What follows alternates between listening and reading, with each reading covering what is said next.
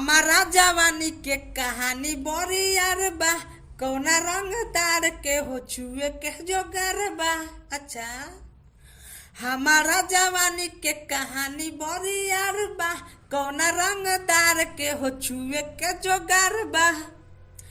जवन चाहतर सुन लत पई बेहना पई बेहना।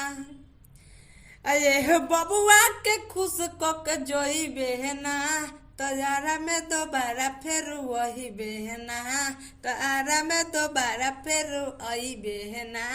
एह बबुआ के खुश कक जोई बेहना, तजारा में दोबारा फिर आई बेहना। नमस्ते प्रणाम, हम आप सबके छोट भाई शंभू कुमार समर्थ। तो आज यही ट्रैक पे लिख के ला दिया हूँ आप सबके लिए सुपर और शानदार हिट मैटर ऑर्केस्ट्रा सॉन्ग। तो सॉन्ग स्टार्ट करने से पहले आप सबसे एक रिक्वेस्ट है कि हमारे चैनल पे नए हो तो हमारे चैनल को सब्सक्राइब कर लीजिए, ताकि जब भी मैं ऐसे ऐसे हिट मैटर लिख कर डालूं तो सबसे पहले आप सबके पास पहुंचे। तो चलिए देरी किस बात की, मुखरा स्टार्ट करते हैं।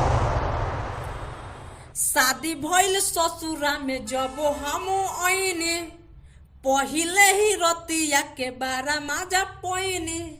ए सखी, शादी भइल ससुरा में जब हम आईनी, पहिले ही रतिया के बारा माजा पईनी। धके रही से तलिया घाट होता, उठे धरत देहिया फाटता। सोनिया मिलल बकलोला ढोरी चाटता, सोनिया मिलल बकलोला ढोरी चाटता। उठे दर्द देहिया फाटता, सोनिया मिलल बकलोला ढोरी चाटता। तो भाई लोग, सॉन्ग कैसा लगा आप लोग कमेंट करके बताइएगा। मतलब शानदार है, शानदार। आप लोग मतलब गाइएगा ना तो पक्का हिट होगा, ये तो ऑर्केस्ट्रा में जरूर बजेगा। तो चलिए अंतरा स्टार्ट करते हैं। कमर में जब सैया तेलवा लगैले, जवन जवन मन करे तवन सैया कहिले। नकवा से नथिया उतर पिया दिहले, माना करी तब धके हिक भरली हले। कैसे कही रे सखिया डांटता, उठे धरत देहिया फाटता। सोनिया मिलल बकलोला ढोरी चाटता, सोनिया मिलल बकलोला ढोरी चाटता। उठे धरत देहिया फाटता, सोनिया मिलल बकलोला ढोरी चाटता। तो दोस्तों, अंतरा कैसा लगा आप लोग कमेंट करके जरूर बताइएगा, और चैनल पे नए होंगे तो चैनल को सब्सक्राइब कर लीजिएगा। तो चलिए नाम अंतरा बताते हैं। शंभू समर पिया बाबे मुँह जोर हो, टुन टुन मुकेश सखी मारे बड़ी जोर हो।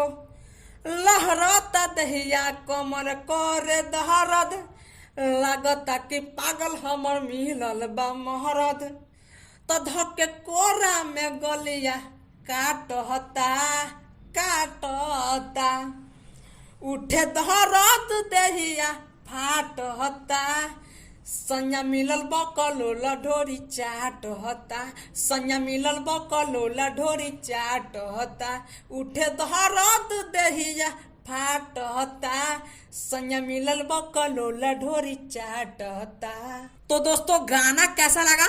अच्छा लगा ना? अच्छा लगा तो आप सबसे एक रिक्वेस्ट है कि चैनल पे नए होंगे तो चैनल को सब्सक्राइब, वीडियो को लाइक और एक प्यारा सा कमेंट कर दीजिएगा। तो फिर कल सुबह 7 बजे मिलते हैं किसी नेक्स्ट वीडियो में। तब तक के लिए बाय।